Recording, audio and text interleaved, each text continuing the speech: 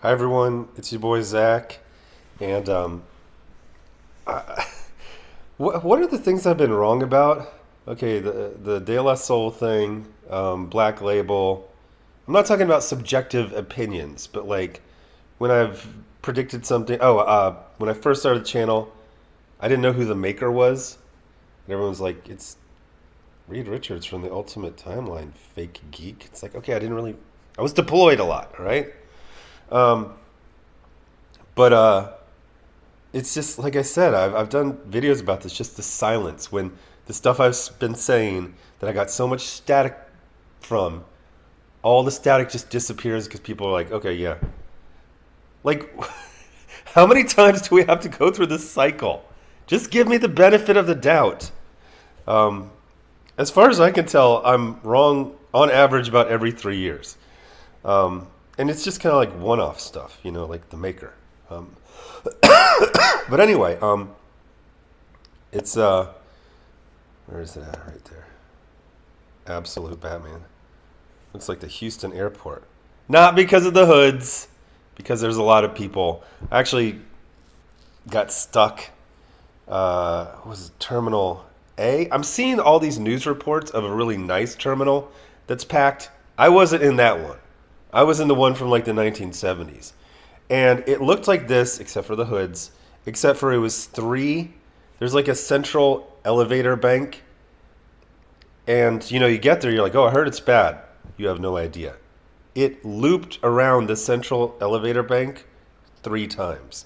That being said, actually was only 90 minutes, but that was an intense 90 minutes. Um, we we bonded, the people in front of and behind me. We bonded in those 90 minutes. Those are my brothers. But anyway, so the far right, the conservatives have completely beclowned themselves with this Daniel Warren Johnson thing. Wes is protesting. He's never going to cover Daniel Warren Johnson again. Daniel Warren Johnson is literally the LeBron of right now. Can you imagine just like, I'm not going to cover him anymore? It's like, well, you're a fake geek.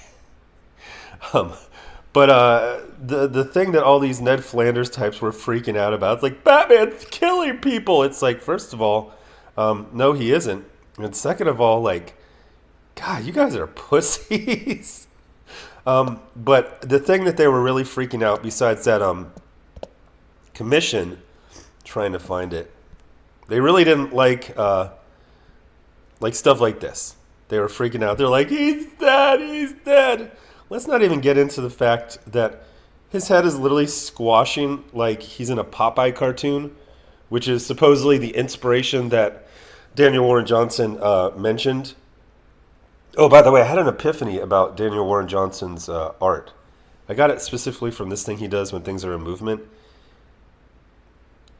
Adam Warren plus Mark Teixeira. There we go. That's Daniel Warren Johnson if you want to quantify it. But we had all these right-wing, far-right ninnies just fainting, just passing out because a cartoonishly giant Batman did God, I got some mucus, sorry. One winged angel on this bad cop.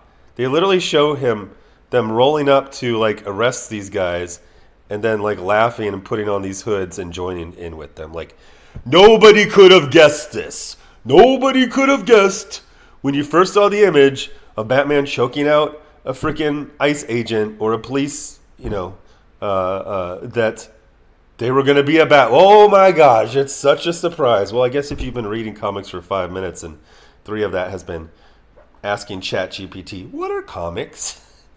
You could make that. You could misunderstand it in that way. But anyone who actually reads the motherfuckers and has any kind of media literacy has been a fan since before, just a couple of years. That's all. Not even like 1 year.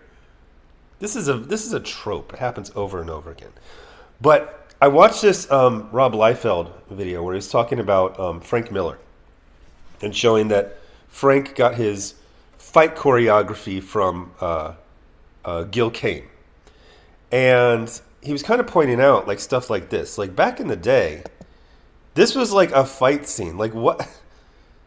So he just hit the shield and he had all three of them in a straight line, and then I don't know, he just kind of dumped them on the ground.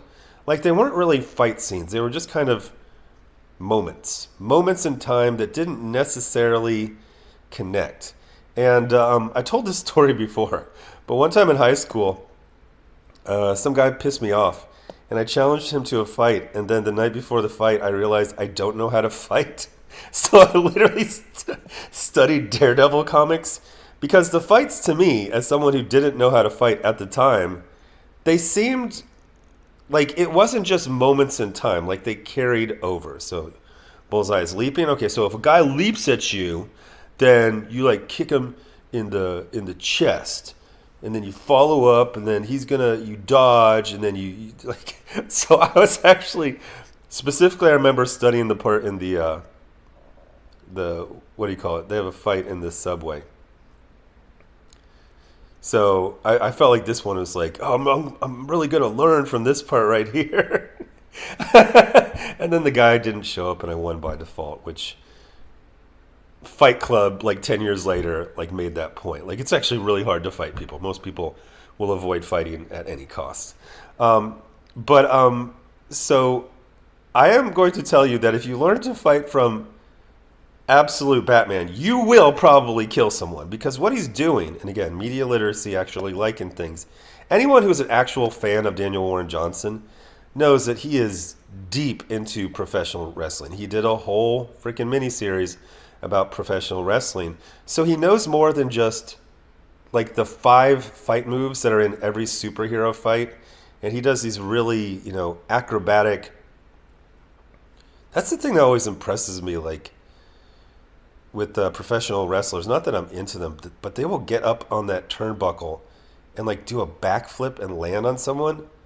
It reminds me of like the Chosen Reservoir campaign from Korea, where if you read about it, it is such a harrowing experience that if there was no combat, it was just guys out there training, it would still be a noteworthy story.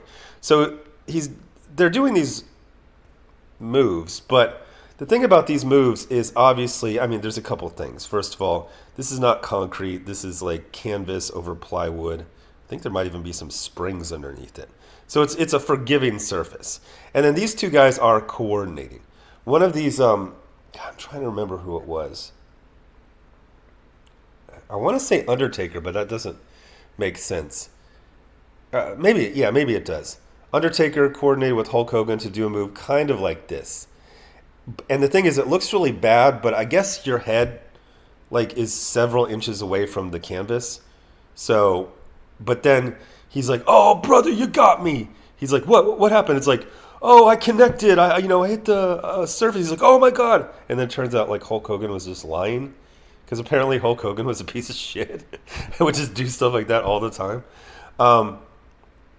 But yeah, any media literacy, any knowledge of Daniel Warren Johnson, any honesty with yourself knows that he loves professional wrestling. So when he gets Batman's not just going to do punches and kicks. He's going to do some really crazy, this is like some sort of arm bar gone bad.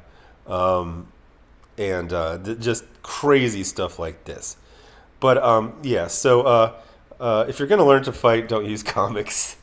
You're either going to learn a bunch of moves that don't connect with each other, are only possible for Olympic level gymnasts, so this would actually kill someone if you did in real life. The problem is that, or the reality is that this isn't real life.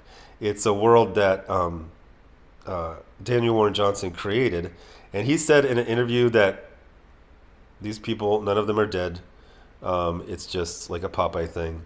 That's why, again, if you read, like, if this was real, quote real, this Batman would weigh 600 pounds. But if you look it up, they basically give him the stats of Hulk Hogan in his prime. So this is an artistic conceit that he has these giant tree trunk. I mean, even like, there's one scene where Bruce punches someone and his arm's like a telephone pole. And the thing is, his arm isn't like that, like before. Like he's got kind of like a regular arm right here, and then right here it just turns into a freight train, and this whole, just the whole head is caved in. But there's no blood because this is our cartoony art style made by the cartoonist of our day, Daniel Warren Johnson. The idea that you're going to be a reviewer and you're going to be like, I'm not covering him anymore. Okay, so you're not a reviewer. You're just some retired guy who just, everything's bad. But anyway, go check out Absolute Batman Annual #1. It's just get it. Listening to these old men, just like, the Batman hurt a ICE officer. Well, he's not an ICE officer here. He's a policeman. He's a piece of shit, so who gives a fuck? Woke Zach says attacking police is good. Just a bunch of like sissies and tattletales and wimps and pussies, like, and then they're like super duper alpha. Fuck these guys. They're all pieces of shit. Anyway, but he's friendly to me. Yeah, that's because you have no friends. Anyway, thanks for watching. Bye.